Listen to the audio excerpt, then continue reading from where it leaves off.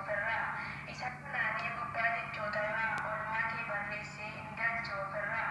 Isa fagoo miti kan isa ijoollummaa kanarraa iyyuu ni caala inni dargaggummaa. Oolmaan kee ni baay'ata harmee koo dhuguma. Oolmaan kee ni baay'ata harmee koo dhuguma. Harmee deessuu dhiiraa hawwa shamarreenii haadha ogeessotaa ogeessuu goototawwanii waaqni si badhaasee lafa nu guutee mudhii. Hedduudha nuu galanni keessanii hedduudha nuu galanni keessanii. Deessuu haadha dhiiraa giiftii haadha goototaa guddistuu gorsituu haadha kormootaa arjaa haadha biraa fakkeenya jannataa.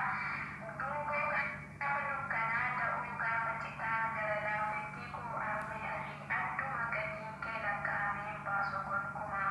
Isa ijaan argeef kan dhagee hundumaa daa'imummaa kootii hanga dargaggummaa maal godheen deebisa kunuunsa ijoollummaa maal godheen deebisa kunuunsa ijoollummaa.